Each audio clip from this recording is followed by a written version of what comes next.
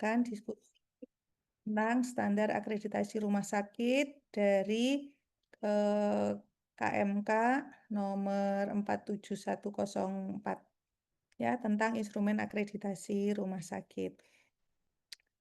Izin, nama saya Endri Astuti. Saya perawat. Sehari-hari saya bekerja di Rumah Sakit Sarjito. Mungkin itu sedikit CV saya. Nah, lalu mengapa akreditasi? Sesungguhnya ini karena ada transformasi layanan kesehatan. Jadi ada komitmen dari Kementerian Kesehatan melalui transformasi layanan kesehatan. Transformasi layanan kesehatan itu ada transformasi layanan primer itu puskesmas dan teman-temannya, lalu transformasi layanan rujukan. Nah, layanan rujukan itu layanan di rumah sakit. Nah, salah satu dari transformasi layanan rujukan itu adalah adanya strategi mutu pelayanan rujukan. Jadi, bagaimana supaya mutu pelayanan rujukan, mutu pelayanan di rumah sakit itu menjadi semakin baik setiap periodenya. Nah, dari situ kemudian ada upaya peningkatan mutu dan keselamatan pasien yang ada di rumah sakit. Dalam upaya peningkatan mutu dan keselamatan pasien di rumah sakit itu, maka ada beberapa hal yang kemudian oleh Kementerian Kesehatan itu ditingkatkan.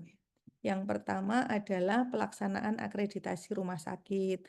Kemudian yang selanjutnya, Kementerian Kesehatan juga menetapkan indikator mutu nasional. Indikator mutu nasional itu indikator mutu yang diukur sama untuk semua rumah sakit yang ada di Indonesia. Itu ada 13 indikator. Jadi semua rumah sakit di seluruh Indonesia itu mengukur indikator yang sama, yaitu 13 indikator nasional mutu. Lalu Kementerian Kesehatan juga melakukan sistem pelaporan insiden keselamatan pasien yang itu juga dilaporkan secara nasional melalui sistem yang namanya SIMAR. Kemudian juga penyusunan PNPK, Pedoman Nasional, ya, bersama dengan organisasi profesi sebagai dasar penyusunan PPK dan CIPI yang ada di rumah sakit. Kemudian juga melaksanakan audit klinis dan audit medik secara berkala. Dan di akreditasi itu sendiri ada yang namanya transformasi akreditasi rumah sakit. Nah, ini adalah upaya peningkatan mutu rumah sakit melalui 13 indikator mutu rumah sakit.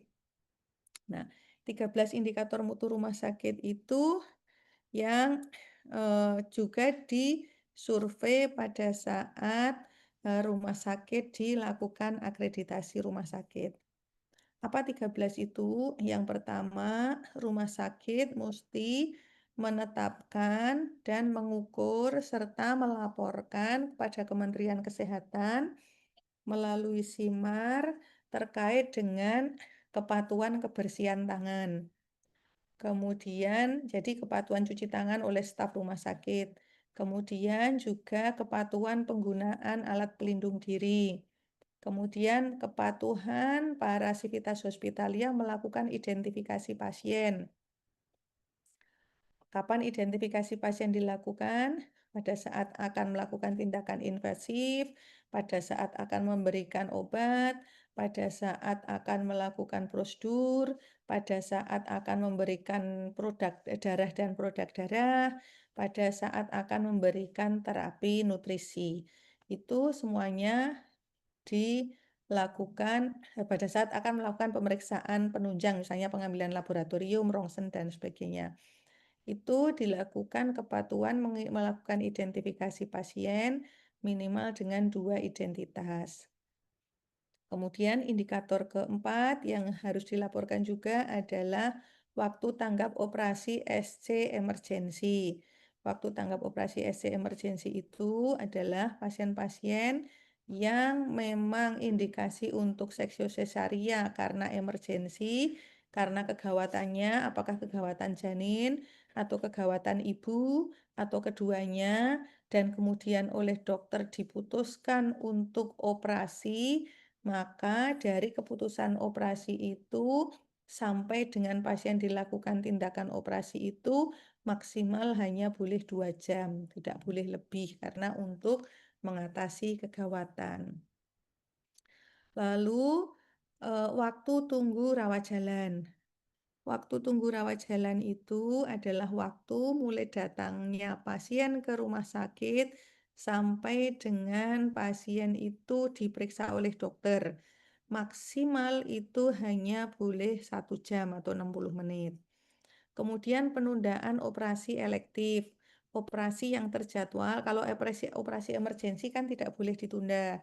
Nah, kalau operasi elektif, operasi yang sudah terjadwal, kadang-kadang oleh karena hal tertentu, misalnya mesin anestesinya rusak, meja operasi bermasalah, obat tidak ada, dan sebagainya, maka kemudian dilakukan penundaan atau karena kondisi pasiennya yang tidak memungkinkan.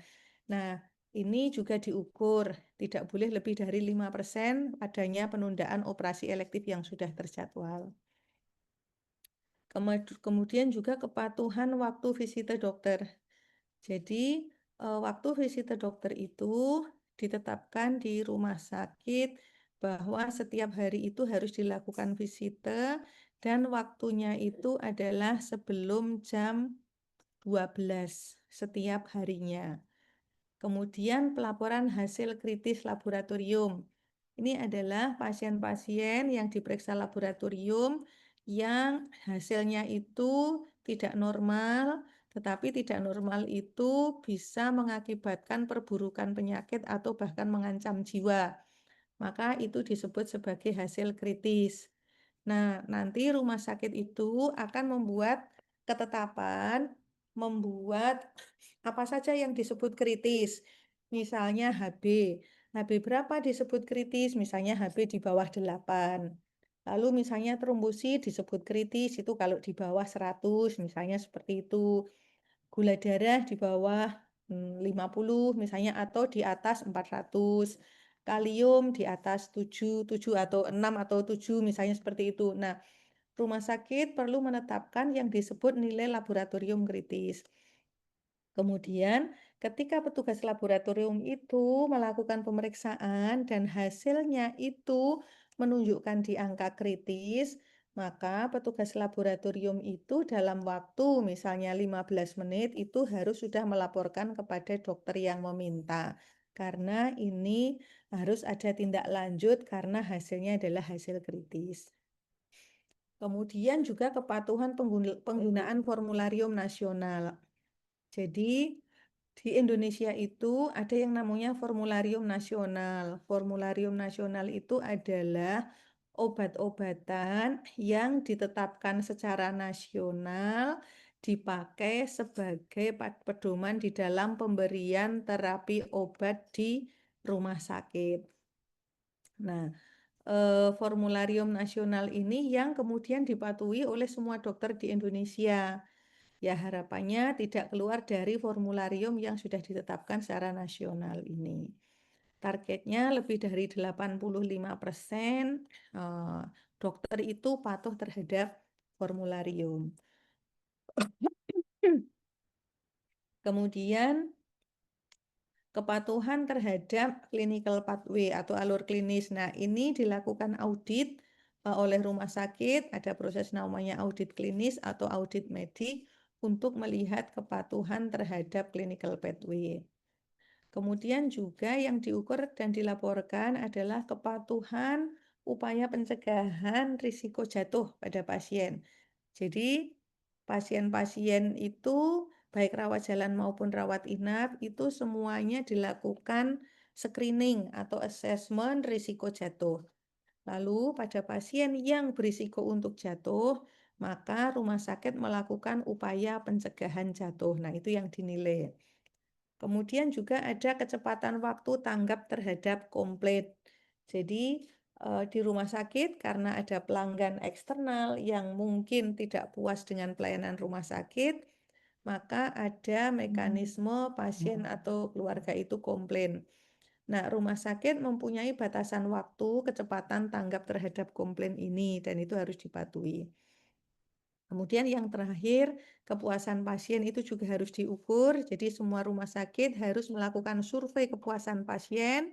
Kemudian targetnya kepuasan pasien itu lebih dari 85%. Itu untuk INM, Indikator Nasional Mutu. Nah, kemudian eh, Rumah sakit itu, Kementerian Kesehatan itu juga mempunyai fungsi melakukan pembinaan dan pengawasan. Pembinaan itu dilakukan oleh menteri, kepala dinas, kabupaten kota sesuai dengan fungsinya masing-masing, dan juga ada pengawasan dari asosiasi maupun organisasi profesi yang terkait. Itu untuk peningkatan mutu. Nah, kemudian akreditasi sesungguhnya itu sudah sejak tahun 90-an, rumah sakit itu juga sudah melakukan akreditasi. Namun pada saat ini ada yang namanya transformasi akreditasi.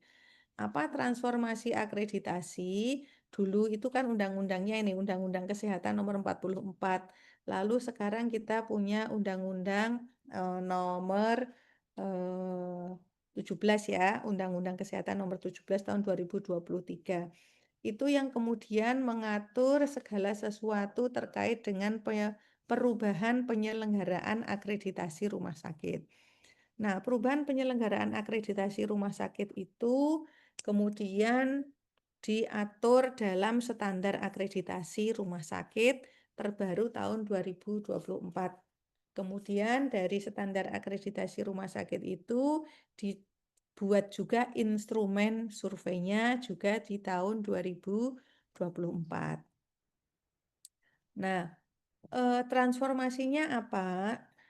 Transformasi akreditasi rumah sakit yang sudah dilakukan oleh Kementerian Kesehatan itu, yang pertama adalah mendorong terbentuknya lembaga penyelenggara akreditasi.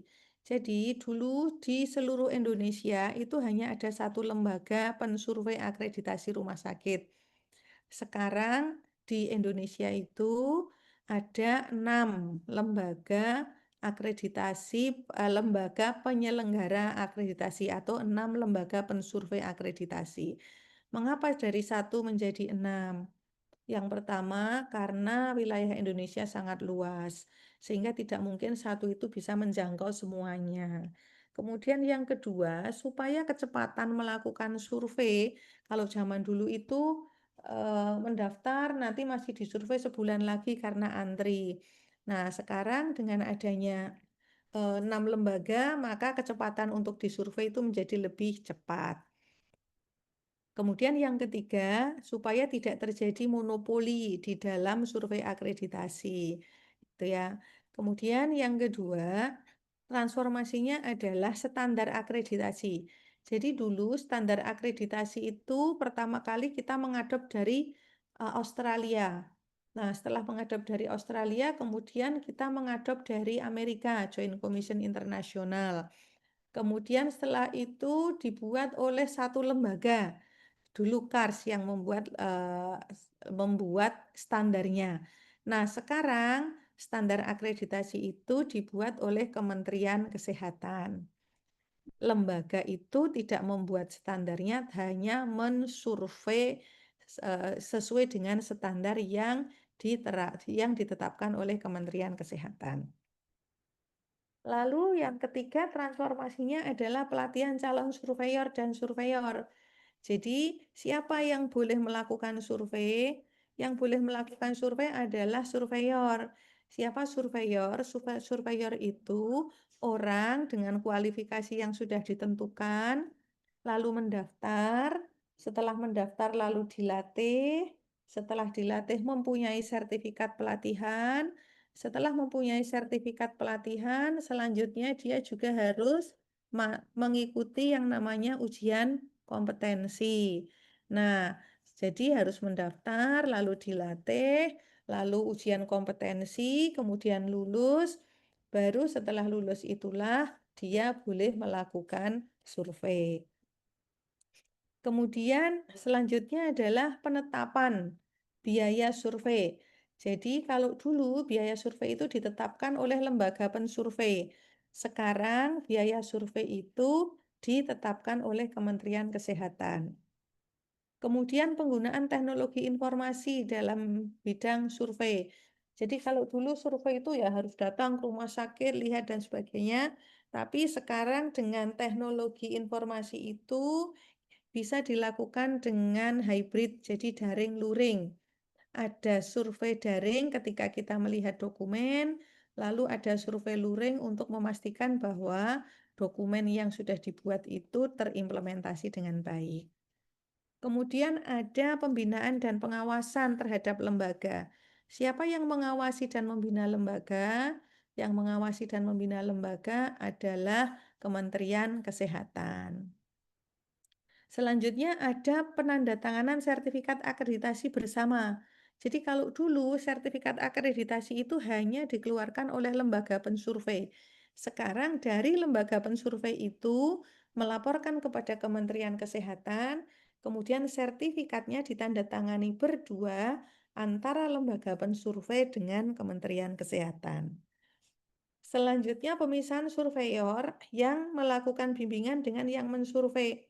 Jadi nggak boleh misalnya saya membimbing rumah sakit UGM, saya juga yang mensurvei rumah sakit UGM, itu tidak boleh. Kalau sudah membimbing, saya tidak boleh lagi melakukan survei. Itu transformasi akreditasi rumah sakit.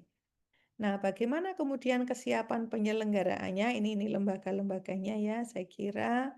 Ini rumah sakitnya. Nah, saat ini akreditasi rumah sakit itu dulu tahun 2022 kemudian ditetapkan direvisi menjadi 2024. Di akreditasi yang saat ini itu ada 16 bab ya. 16 bab akreditasi, ada 228 standar dan ada 806 elemen penilaian. Nah, 16 bab itu apa saja? Terdiri dari 4 bagian besar. Manajemen rumah sakit, pelayanan berorientasi pasien, sasaran keselamatan pasien, dan program nasional. Manajemen rumah sakit itu terdiri dari 7, yaitu tata kelola rumah sakit, peningkatan mutu dan keselamatan pasien, kualifikasi pendidikan staf, dan sebagainya ini ya, 1 sampai 7 ini. Kemudian untuk pelayanan berorientasi pasien itu mulai AKP atau akses dan keberlangsungan layanan, kemudian pengkajian pasien, pelayanan dan asuhan pasien, pelayanan anestesi dan bedah, pelayanan kefarmasian dan penggunaan obat, hak pasien dan keluarga, serta komunikasi dan edukasi. Kemudian bab 15 itu ada sasaran keselamatan pasien. Sasaran keselamatan pasien itu ada 6 sasaran. Identifikasi pasien, komunikasi efektif, keamanan obat yang diwaspadai, keamanan pada tindakan bedah, mengurangi risiko infeksi pada perawatan pasien, dan mengurangi risiko cedera akibat pasien jatuh. Lalu program nasional. Program nasional itu ada 6. Kalau dulu tahun sebelumnya, tahun 2022 itu ada 5, sekarang ada 6. Dan ini nilainya wajib 100, yang nomor 16 ini. Nah, program nasional itu ada pelayanan kesehatan ibu dan anak, pelayanan TB paru, pelayanan HIV/AIDS, program gizi, program KB, dan PPRA, program pengendalian resistensi antimikroba. Nah, ini tarif surveinya. Jadi, biaya survei itu diseragamkan, ya, besaran unit cost-nya mengacu kepada SBM atau standar biaya masukan, kemudian ada KMK terkait dengan tarifnya. Nah, ini adalah tarif, saya kira ini Anda cukup tahu saja. Kemudian, nah ada perubahan-perubahannya dari 2022 ke 2024. Apa perubahannya? Perubahan yang pertama itu adalah rekam medik elektronik. Jadi tahun sebelumnya itu rumah sakit boleh menggunakan rekamedik manual maupun rekamedik elektronik. Pilih salah satu. Tapi sejak 2024 ini, maka rumah sakit itu wajib menyelenggarakan rekam medik elektronik. Kemudian yang kedua, tambahannya adalah penyelenggaraan kesehatan jiwa. Kalau dulu tidak wajib rumah sakit itu melakukan penyelenggaraan kesehatan jiwa. Tapi sekarang di standar yang baru, itu di IGD misalnya, itu harus bisa melayani pasien kegawat daruratan jiwa. Kemudian ada screening dan asesmen risiko bunuh diri di rumah sakit. Kemudian yang ketiga, perubahan yang ketiga adalah PPRA. Kalau PPRA itu sesungguhnya sebelumnya sudah ada ya, hanya berpindah saja. Jadi dulu itu di babnya PKPO, yang sekarang ini di babnya Proknas. Kemudian menyusun dan menetapkan kebijakan fraud. Jadi rumah sakit itu banyak yang melayani pasien-pasien BPJS. Kita tahu pasien-pasien BPJS itu sistem pembiayaannya dengan klaim. Klaim itu berdasarkan INA-SIBIJIS atau sekarang berdasarkan INA-DRJIS. Nah, jadi rumah sakit akan membuat coding dan grouping berdasarkan layanan kepada pasien, dan coding grouping itulah nanti yang disetorkan kepada BPJS untuk untuk diklaimkan. Nah, tidak boleh terjadi fraud. Fraud itu apa? Fraud itu misalnya upcoding. Harusnya itu codingnya misalnya hepatitis saja, lalu ditambahkan dengan anemia, dengan stroke dan sebagainya, supaya nanti rumah sakit dapat bayaran besar. Nah, itu nggak boleh. Atau pasien yang sesungguhnya tidak datang, tapi dibuat seolah-olah pendaftarannya itu hadir, seolah-olah diperiksa dokter, lalu diklaimkan ke BPJS untuk dibayar oleh BPJS. Itu juga tidak boleh, itu namanya fraud, itu ya, penyimpangan. Kemudian indikator mutu klinis. Nah, ini juga tambahannya indikator mutu klinis yang harus ditetapkan oleh rumah sakit. Lalu ada audit medik dan audit klinis.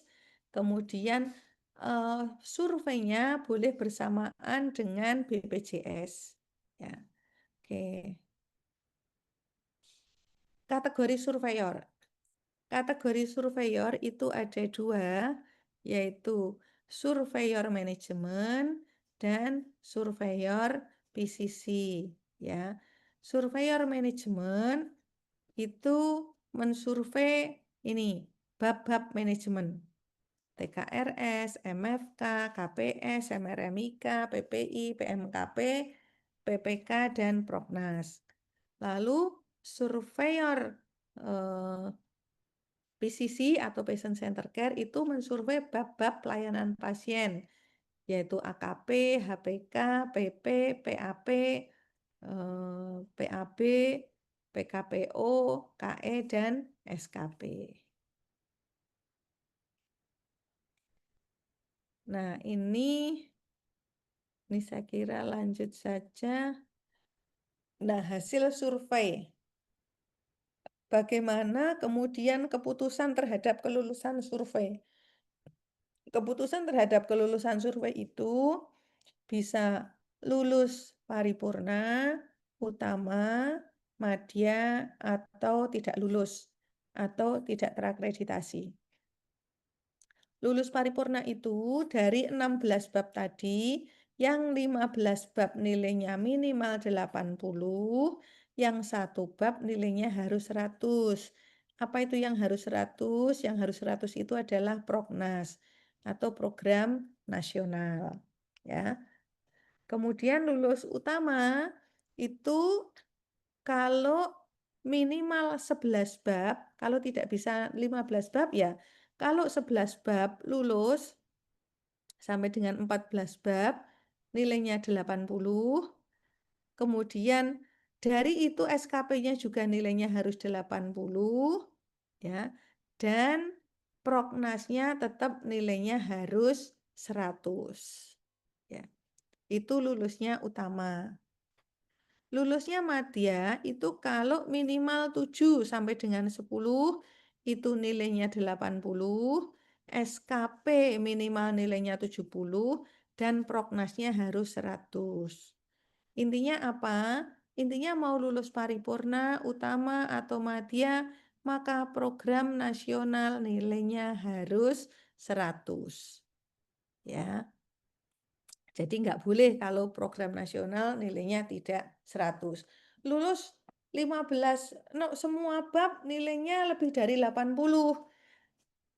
Ya, kita bisa bilang paripurna, tapi kalau prognasnya nilainya 95, itu tetap dianggap tidak lulus. Jadi prognas nilainya, program nasional nilainya tetap harus 100. Nah, lalu bagaimana cara melakukan telusur? Telusur ketika survei akreditasi itu bisa telusur pasien, bisa telusur sistem, bisa telusur unit atau telusur departemen. Nah, survei itu ada dua, yaitu survei daring, yaitu melihat dokumen, ya. Kemudian survei luring itu telusur lapangan tadi, telusur departemen, telusur unit, telusur sistem, dan sebagainya. Nah, adik-adik kita masuk ke bab akreditasi. Bab akreditasi saya mungkin akan fokus ke yang bab-bab patient center care ya. Pertama adalah bab pengkajian pasien. Nah, di bab pengkajian pasien itu ada 4, PP1 sampai PP4. PP1 itu pengkajian awal. PP2, mana ini PP2? Kenapa hilang? Ini nih. PP1 itu tentang pengkajian 1 dan 2. PP1 pengkajian awal, PP2 pengkajian lanjutan. Kemudian PP3 itu tentang pelayanan laboratorium, PP4 itu tentang pelayanan radiologi. Intinya begini, intinya di PP1 itu bahwa di rumah sakit itu ketika pasien datang itu dilakukan yang namanya pengkajian. Di mana dilakukan pengkajian? Di gawat darurat, dirawat jalan, dirawat inap, dan di unit-unit rawat khusus lainnya. Apa isinya? Pengkajian awal itu minimum terdiri dari 13 minimum konten A sampai L. Mulai dari mengkaji status fisik, psikososial spiritual, ekonomi, riwayat kesehatan, riwayat alergi, pengkajian nyeri, dan sebagainya. Jadi ini adalah hal-hal yang dikaji pada pengkajian awal. Nah, di rumah sakit itu selain ada pengkajian awal, ada yang namanya pengkajian lanjutan. Nah, saya ke sini. Jadi, pertama di rumah sakit itu dilakukan pengkajian. Di mana? Gawat darurat, rawat jalan, rawat inap. Siapa yang melakukan pengkajian? Yang melakukan pengkajian itu PPA yang kompeten. Ya. Apa yang dikaji? Yang dikaji A sampai L, gitu ya. Lalu PP 1.1. Pengkajian awal itu terdiri dari pengkajian awal medis dan pengkajian awal keperawatan. Kapan harus dilakukan? Harus selesai maksimal dalam waktu 24 jam sejak pasien masuk ke bangsal rawat inap. Lalu apa hasilnya? Pengkajian awal medis itu menghasilkan diagnosis medis, pengkajian awal keperawatan itu menghasilkan diagnosis keperawatan. Intinya begitu. Kemudian ada yang namanya pengkajian tambahan. Pengkajian tambahan itu untuk populasi-populasi tambahan. Di rumah sakit itu ada populasi khusus. Apa saja? A sampai M. Neonatus, anak, remaja, obstetri, geriatri, terminal care, nyeri, pasien gangguan psikiatri, pasien ketergantungan obat, korban kekerasan, penyakit menular, pasien kemoterapi, pasien imunokompromis, dan sebagainya. Nah, untuk pasien-pasien dengan populasi tersebut, maka rumah sakit membuat pengkajian tambahan. Contohnya apa? Contohnya kalau pasien neonatus berarti ditambah pengkajiannya Apgar score misalnya. Kalau pasien anak riwayat imunisasi, riwayat tumbuh kembang. Kalau pasien obstetri riwayat kehamilan, riwayat persalinan. Jadi semua pasien populasi khusus itu ada tambahan pengkajian. Tambahannya dari mana? Tambahan dari A sampai L tadi. Jadi A sampai L itu pengkajian umumnya. Lalu khusus untuk pasien-pasien ini ditambah kebutuhan-kebutuhan khususnya mereka. Nah, lalu di PP2 itu adanya namanya pengkajian ulang. Ya. Pengkajian ulang itu oleh siapa? Nah, ini di sebelah kanan. Rumah sakit melaksanakan pengkajian ulang oleh DPJP, perawat, dan PPA. Berarti DPJP, perawat, PPA. Kalau pengkajian awal itu hanya oleh dua profesi, dokter dan perawat. Tapi kalau pengkajian ulang itu dokter, perawat, dan PPA lain. Pengkajian ulang medis itu minimal sehari sekali, termasuk akhir minggu dan hari libur. Pengkajian ulang perawat itu minimal satu shift sekali atau lebih sering sesuai dengan kondisi pasien. Pengkajian ulang oleh PPA itu sesuai dengan interval waktu yang ditetapkan oleh rumah sakit. Itu untuk pengkajian. Lalu bab PAP. Nah, di bab PAP itu terkait dengan bagaimana pengelolaan dan asuhan pasien. Asuhan pasien itu oleh DPJP, dokter sebagai DPJP, kemudian ada PPA, PPA itu perawat, farmasi, gizi, fisioterapi, dan sebagainya. Kemudian pada pasien kondisi tertentu melibatkan MPP atau case manager. Kemudian pasti semua pelayanan dan asuhan pasien itu melibatkan keluarga yang ikut serta di dalam pengambilan keputusan perawatan pasien. Nah, fokusnya di PAP itu adalah pemberian pelayanan yang seragam, kemudian pelayanan-pelayanan pasien risiko tinggi, pemberian makanan dan terapi, pengelolaan nyeri, dan pelayanan menjelang akhir hayat. Oke, di sini eh, bahwa pertama PPA itu telah membuat rencana asuhan. Jadi tadi kalau di pengkajian yang di bab PP itu ada A sampai L tadi ya, mengkaji A sampai L. Untuk populasi khusus itu ada pengkajian tambahan.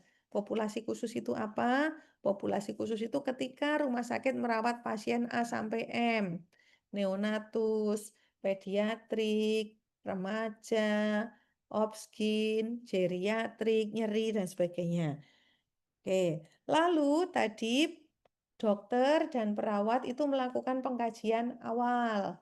Pengkajian awal itu menghasilkan diagnosis, gitu ya. Nah, di babnya PAP itu, dari diagnosis itu, maka akan dibuat yang namanya rencana asuhan untuk setiap pasien. Nah, itu juga harus selesai dalam waktu 1 kali 24 jam. Kemudian rencana asuhan itu dievaluasi secara berkala. Berkalanya kapan? Tadi, kalau dokter itu sehari sekali minimum, kalau perawat itu setiap shift, kalau PPA lain non-dokter non-perawat itu sesuai yang ditetapkan oleh rumah sakit.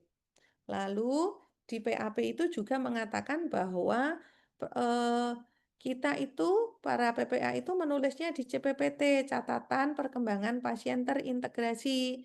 CPPT itu terdiri dari SOAP, subjek, objek, data subjektif, data objektif, assessment, dan plan.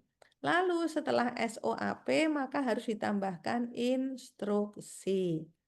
Nah, kemudian di sini di kolom D dikatakan bahwa rencana asuhan itu harus dibuat dengan sasaran terukur. Kalau di keperawatan, sasaran terukur kita itu berupa tujuan keperawatan. Bisa menggunakan NANDA dan NOC, bisa menggunakan NOC, bisa menggunakan SLKI, gitu ya. Oke, kemudian pelayanan risiko tinggi. Nah, rumah sakit menetapkan pasien-pasien yang mempunyai risiko tinggi. Nah, apa pasien risiko tinggi? Ini, pasien risiko tinggi itu pasien emergensi, pasien penyakit menular, pasien koma, pasien dengan alat bantu hidup dasar, misalnya pasien dengan ventilator, pasien dengan TPM, gitu ya. Kemudian pasien imunosupresif atau imunokompromis, pasien dialisis, pasien restrain, pasien risiko bunuh diri, pasien yang menerima kemoterapi, pasien populasi rentan, lansia, anak, bayi, dan sebagainya, serta pasien risiko tinggi lain yang ditetapkan oleh rumah sakit. Itu pasiennya. Lalu rumah sakit juga punya yang disebut pelayanan risiko tinggi, yaitu pelayanan pasien dengan penyakit menular, pelayanan pasien dialisis, pelayanan pasien kemoterapi, pelayanan Oh ini radioterapi. rumah sakit kali Ya, Putri, bocor Putri. Ya. Dan pelayanan pasien risiko tinggi lain, misalnya hiperbarik. Oke, nah di PAP itu juga ada bab yang khusus membicarakan tentang geriatri gitu ya. Nah, ini layanan ini adalah EWS, Early Warning System. Rumah sakit menerapkan proses mengenali perubahan kondisi pasien atau early warning system. Jadi kronologisnya adalah dulu itu kalau misalnya operan jaga pagi ke sore atau sore ke malam, lalu ada laporan perawat yang mengatakan pasien ditemukan sudah dalam keadaan meninggal dunia. Nah, itu nggak boleh lagi sekarang. Maka ada yang namanya early warning system atau pengenalan perburukan pasien secara dini. Nah, sehingga semua petugas yang ada di rumah sakit, semua petugas yang merawat pasien di rumah sakit itu perlu diajari, perlu dilatih menggunakan early warning system ini. Nah, ini contoh early warning system. Mudah-mudahan Anda juga sudah dapat di kuliah-kuliah sebelumnya, biasanya kuliah kegawat daruratan atau kuliah medical bedah. Anda akan mendapatkan materi tentang deteksi perubahan kondisi pasien. Yang ini harus diterapkan di rumah sakit.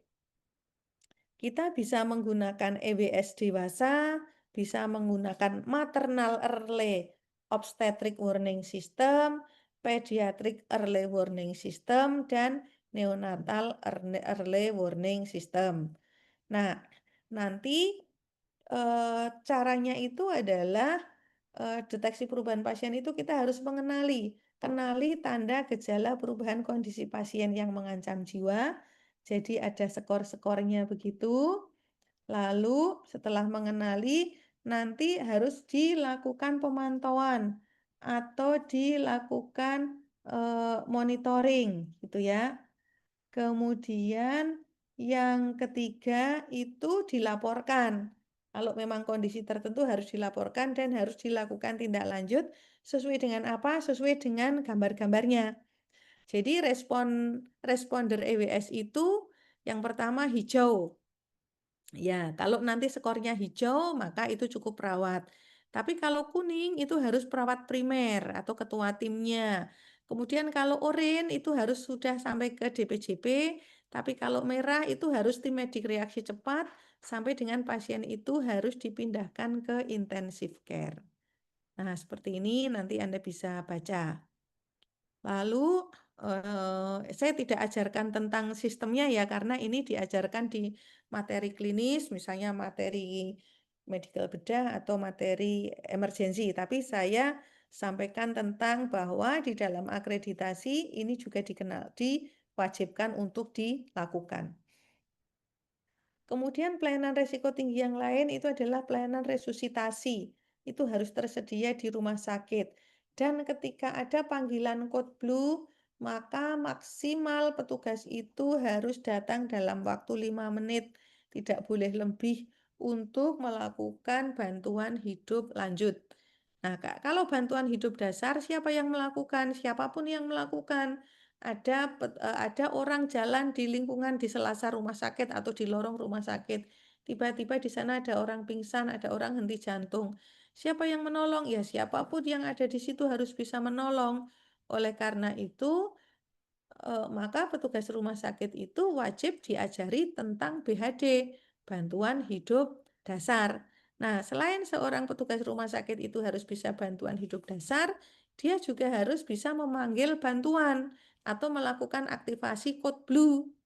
Nah, si tim code blue ini harus datang ke TKP setelah dipanggil oleh si penolong pertama itu maksimal 5 menit sejak penolong pertama melakukan aktivasi code blue. Ya, ini juga adalah bagaimana cara melakukan aktivasi code blue dan cara melakukan bantuan hidup yang juga dinilai pada saat akreditasi. Oke. Kemudian yang lainnya adalah pelayanan darah. Ya, pelayanan darah itu dilakukan juga di rumah sakit. Maka di rumah sakit ada yang namanya unit pelayanan darah atau bank darah. Silahkan sesuai dengan kemampuannya rumah sakit, tapi nggak punya bank darah. Jadi kalau misalnya ada pasien perdarahan, ngambil di PMI masuk ke rumah sakit, nah ini kan waktunya menjadi lebih lama gitu ya. Jadi rumah sakit harus memiliki bank darah minimal. Kemudian PAP3 itu tentang terapi nutrisi, ini dilakukan oleh para dietitian atau nutrisionis di rumah sakit.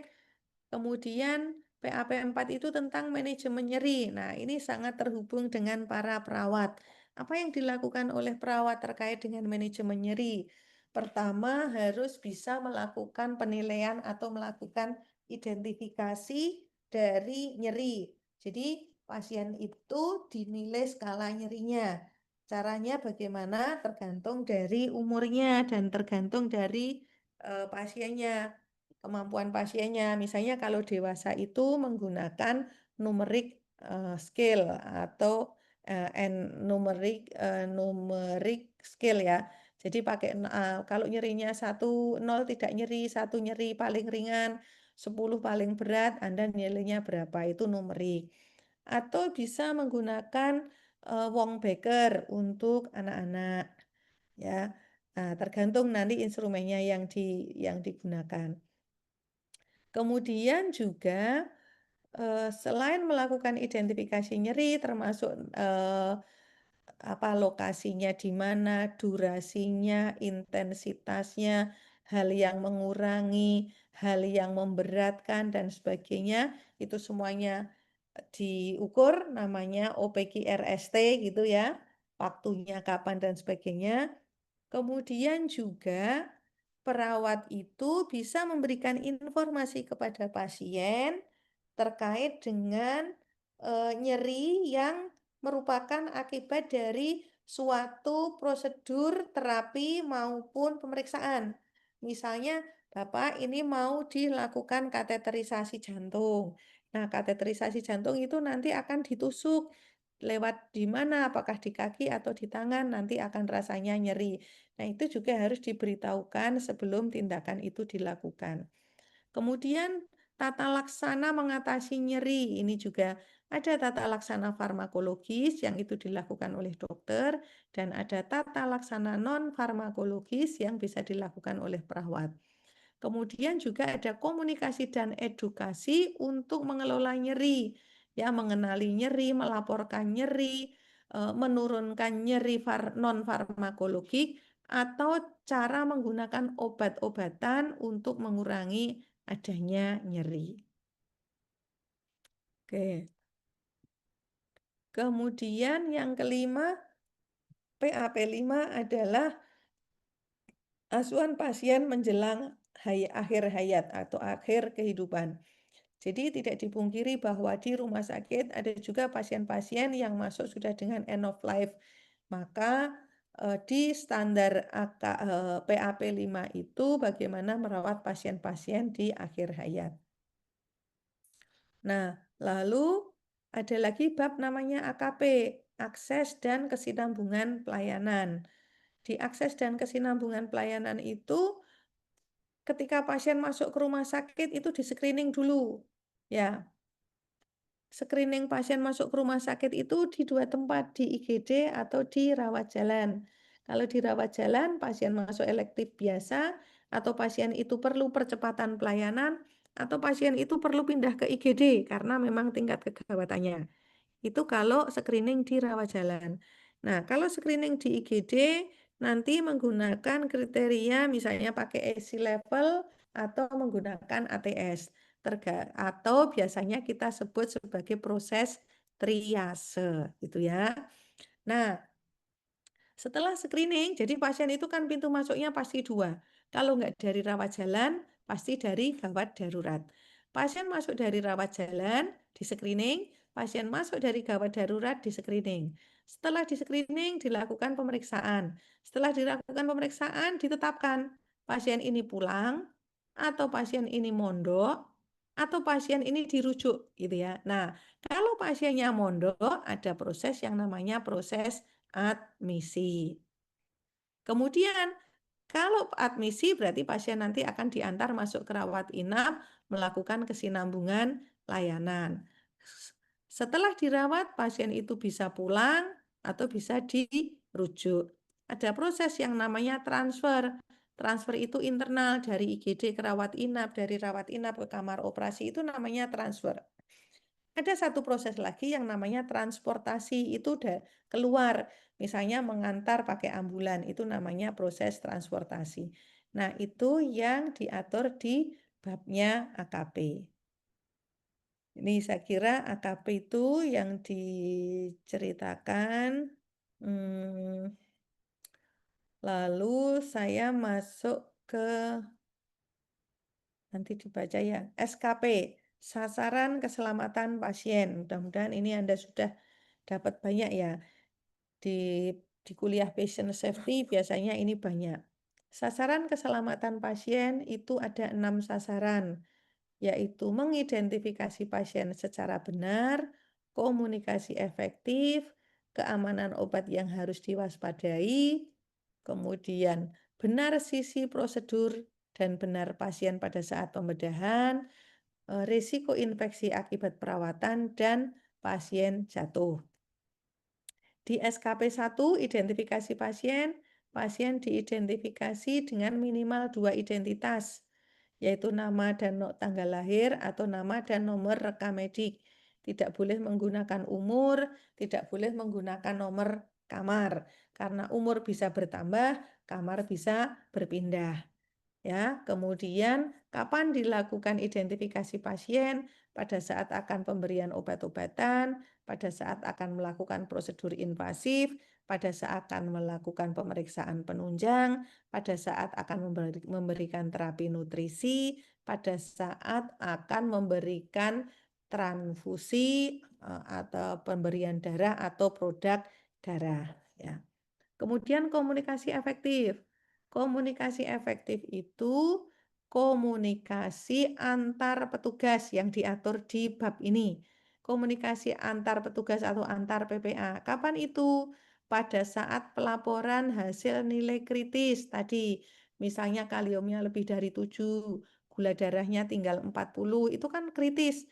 Nah, itu ada prosedur petugas harus melaporkan kepada DPJP bahwa pasien mempunyai hasil pemeriksaan kritis. Lalu komunikasi efektif yang kedua adalah komunikasi efektif pada saat handover atau operan. Operan itu bisa operan dari satu ruang ke ruang lain, misalnya dari IGD ke rawat inap ke ICU, itu operan, atau operan serah terima antar shift, pagi ke sore, sore ke malam. Itu harus ada operan. Lalu yang ketiga, komunikasi efektif itu adalah pada saat pelaporan pasien kondisi kritis di mana dokter tidak ada di tempat. Misalnya malam-malam pasien suhunya 40, pasiennya kejang. Kita mesti telepon dokter. Maka itu menggunakan metode yang namanya SBAR, Communication, Situation, Background, Assessment, Rekomendasi. Ya. Kemudian yang ketiga, keamanan obat yang harus diwaspadai. Keamanan obat yang harus diwaspadai atau obat high alert. Obat high alert itu adalah obat yang apabila salah di dalam pemberian, maka akan berisiko untuk terjadi cedera sampai kematian pada pasien. Itu disebut sebagai obat high alert. Termasuk di dalamnya obat high alert itu adalah obat LASA, look like, sound alike. Obat yang tampaknya mirip atau obat yang pengucapannya mirip atau keduanya, ya tampaknya mirip, ya pengucapannya mirip. Lalu yang ketiga, obat high alert itu adalah elektrolit konsentrat, di mana elektrolit yang pekat yang ketika salah di dalam pemberian itu mempunyai risiko kematian atau risiko cedera permanen pada pasien-pasien yang kita berikan itu. Kemudian SKP yang keempat itu adalah mencegah terjadinya kesalahan sisi tindakan, kesalahan tindakan itu sendiri, atau salah pasien. Maka ada proses yang namanya verifikasi preoperasi, penandaan lokasi operasi, lalu melakukan time out pada saat operasi, dan sign out pada saat selesai operasi sebelum menutup jahitan. Kemudian SKP 5 mencegah terjadinya infeksi dengan praktek kebersihan tangan. SKP 6 mencegah terjadinya jatuh dan cedera akibat jatuh dengan melakukan screening dan asesmen risiko jatuh, baik pasien dirawat jalan maupun pasien dirawat inap, dan apabila hasil screening dan asesmennya itu berisiko jatuh, maka petugas melakukan upaya atau intervensi untuk mencegah terjadinya jatuh tersebut. Nah, kemudian di bab terkait dengan pelayanan kefarmasian dan penggunaan obat, itu ada proses untuk mulai pengorganisasian pelayanan farmasi, ada instalasi farmasi dan sebagainya, ada bagaimana merencanakan dan memilih serta mengadakan obat, kemudian bagaimana menyimpan obat, ini mengatur bagaimana dokter memberikan resep, farmasi meracik atau dispensing obat, perawat memberikan obat, perawat dokter farmasi melakukan pemantauan efek terapi maupun pemantauan efek samping obat. Ya. Nah, jadi ini alurnya apa yang perlu kita ketahui di keperawatan. Di keperawatan itu ketika kita memberikan obat, jangan lupa lihat tanggal expired date atau ED-nya. ED itu apa? ED itu batas waktu yang diberikan oleh pabriknya yang tertera di dalam label atau di dalam label kemasan obatnya. Asli dari pabrikan. Ya, itu ED. Lalu ada yang namanya BUD, Buy-in Use Date. Nah, Buy-in Use Date itu tidak dari pabrikan tapi kita tempel sendiri. Contohnya begini. Contohnya ketika kita membuka obat katakanlah misalnya Ceftriaxone. Oke. Obat Ceftriaxone kemasannya itu 1 gram. Lalu kita oplos dengan Aquabides 10 cc. Berarti 1 cc sama dengan 100 miligram gitu ya. Karena satu vial itu 1000 miligram. Nah, pasiennya itu pasien anak-anak yang oleh dokter hanya diberikan resep itu 500 miligram. Maka dari oplosan yang 10 cc tadi, perawat hanya mengambil 5 cc untuk disuntikan kepada pasien. Masih ada sisa 5 cc lagi. 5 cc itu 500 miligram tadi. Kebetulan obat itu ED-nya misalnya Januari 2027. Ya, masih 1 tahun lebih gitu ya, Januari 2027. Obat itu di kemasan dari pabriknya itu ditulis ED Januari 2027. Kita ngoplos obat itu hari ini. Hari ini itu tanggal 18 November 2025. Maka begitu obat itu kita oplos hari ini, ED-nya itu tidak berlaku lagi. Karena kan ED-nya tadi Januari 2027. Karena obat itu kita oplos dan tidak langsung habis, masih ada sisa yang bisa digunakan untuk pasien berikutnya atau pasien lain, maka akan berlaku yang namanya BUD, obat yang bisa digunakan setelah kemasannya dibuka. Biasanya BUD-nya itu adalah sesuai dengan apa petunjuknya di situ, tapi rata-rata 1 bulan. Jadi kalau misalnya hari ini tanggal 18 November sudah kita buka, kita oplos, maka obat itu masih boleh digunakan 1 bulan kemudian. Berarti tanggal 17 Desember 2025. Dengan catatan, ya cara oplosnya betul, cara penyimpanannya betul. Ya. Oke. Lalu, ini PKPO tadi ya. Kemudian komunikasi dan edukasi. Di bab komunikasi dan edukasi itu ada PKRS. Jadi di rumah sakit itu ada unit atau organisasi apapun, misalnya instalasi, unit atau tim yang namanya promosi kesehatan rumah sakit.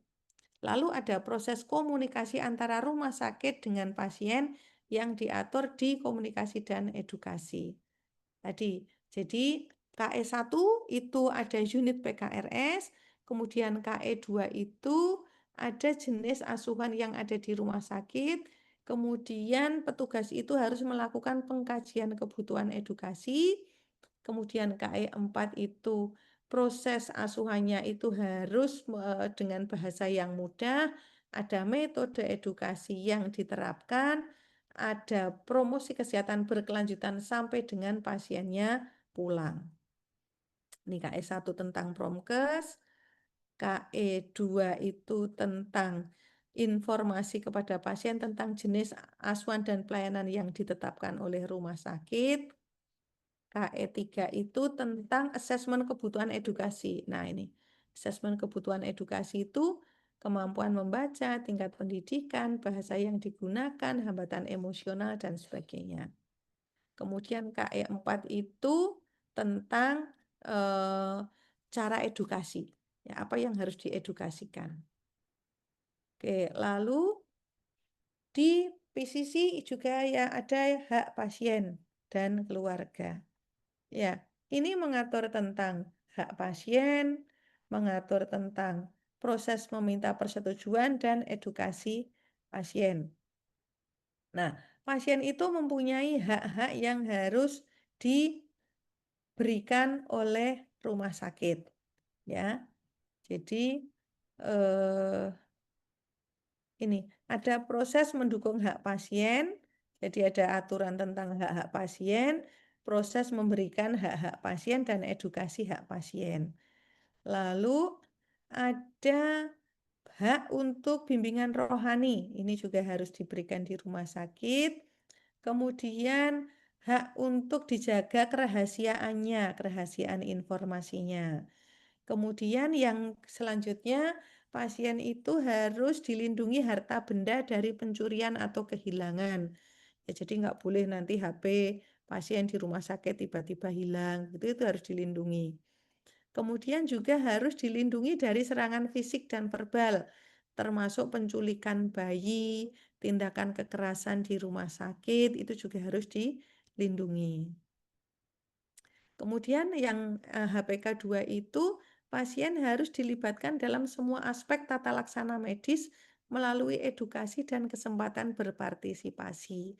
Jadi apapun yang akan dilakukan kepada pasien, maka pasien itu diberitahu mau disuntik obatnya namanya apa, gunanya untuk apa, berapa kali sehari, nyuntiknya lewat mana, hasil yang diharapkan apa, hasil yang mungkin tidak diharapkan apa. Itu diedukasikan. Ya, termasuk hak pasien untuk menolak atau menghentikan terapi. Jadi pasien misalnya tidak mau ditransfusi, ya itu haknya dia, nggak boleh kita lalu marah atau pasien itu suruh pulang saja karena menolak, nggak boleh. Pasien tetap dilayani di rumah sakit meskipun dia menolak atau menghentikan terapi. Tapi juga ada pengkajian nyeri di sini. Kemudian ada hak untuk komplain. Ya, jadi pasien punya hak untuk komplain. Ya. Kemudian ada general concern dan informed consent, persetujuan umum dan persetujuan khusus. Persetujuan umum itu dilakukan kapan? Dilakukan pertama kali menjadi pasien di rumah sakit dan setiap kali akan menjalankan rawat inap. Lalu kalau informed consent itu adalah persetujuan tertulis untuk tindakan atau prosedur-prosedur yang memiliki risiko tinggi. Ya. Lalu ada bab tentang mutu, ya, ada bab tentang KPS, saya kira ini saya tidak sebutkan. Jadi setiap ini mutu dulu ya. Jadi di rumah sakit itu harus ada komite mutu atau tim mutu atau apapun namanya. Lalu rumah sakit itu seperti tadi harus punya indikator mutu. Indikator mutu itu ada 3, indikator mutu nasional atau INM tadi yang ada 13, lalu indikator mutu di tingkat rumah sakit, dan indikator mutu di setiap unit.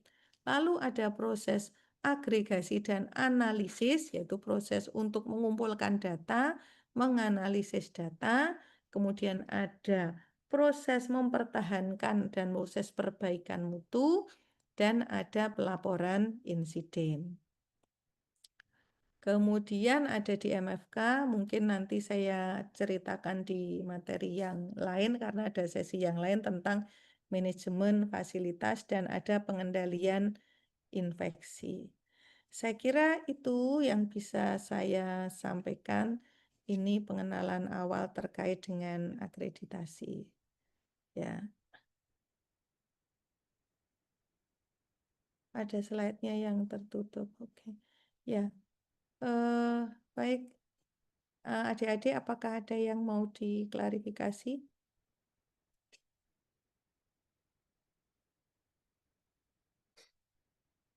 Cukup ya. Izin bertanya, Ibu. Ya, Mbak Adinda, silahkan. Baik, izin bertanya, mohon maaf Ibu, saya Dinda Zulfa. Di sini saya mau tanya Bu, ini kan terkait standar rumah sakit nggih Bu. Kemudian juga ada akreditasi. Nah, mungkin saya penasaran Bu, untuk dari kementerian seperti itu, apakah menetapkan misalnya target pengkajian untuk alergi ataupun pengkajian untuk pasien ini itu berapa persennya, itu ada tidak nggih Bu ya? Mungkin Oh itu iya, saja Bu. Terima iya. kasih. Makasih Mbak Dinda, bagus sekali pertanyaannya. Jadi kalau untuk target misalnya tadi ada 1 sampai A sampai L gitu ya. A sampai L itu ini targetnya yang harus dikaji. Nyeri berapa, alergi berapa, itu dari kementerian tidak ada. Tapi yang ditetapkan di PP pengkajian pasien itu kepatuhan terhadap standar itu 80%. Nah, untuk memastikan apakah pasiennya itu dikaji nyerinya, dikaji alerginya atau tidak oleh rumah sakit, maka itu nanti yang menilai surveyor. Nah, sehingga surveyor itu pada saat melakukan akreditasi, salah satu caranya adalah dia akan buka rekam medik. dengan cara disampling. Dia akan meminta daftar pasien 4 bulan terakhir. Daftar pasien 4 bulan terakhir itu lalu nanti dia akan secara acak mengambil, saya tolong ambilkan atau saya tolong bukakan rekam medik pasien nomor 1, 10, 50, 70, dan sebagainya. Nah, dari situ dia akan ngecek pengkajian alerginya ada tidak, pengkajian nyerinya ada tidak, dan sebagainya. Nah, dan setiap itu akan dinilai, nilainya akan 10 apabila kepatuhannya itu 80% atau lebih. Nanti kalau kepatuhannya itu kurang dari 80% sampai dengan 50% itu nilainya akan 5. Misalnya kita ambil 10 rekam medik gitu ya. Saya akan menilai tentang alergi. Saya buka 10 rekam medik, saya cek alerginya itu 1 sampai 10 itu ternyata 9 pasien dikaji alerginya, satunya tidak dikaji alergi.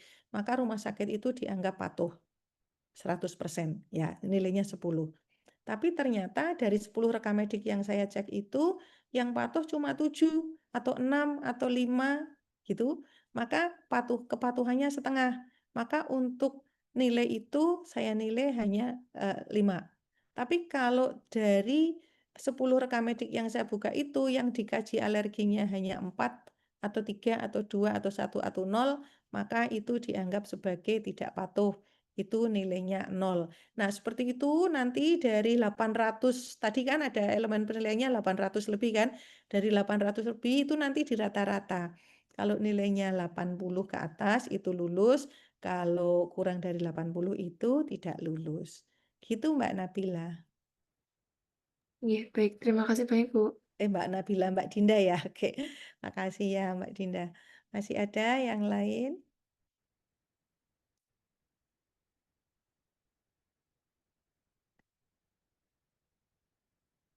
Cukup?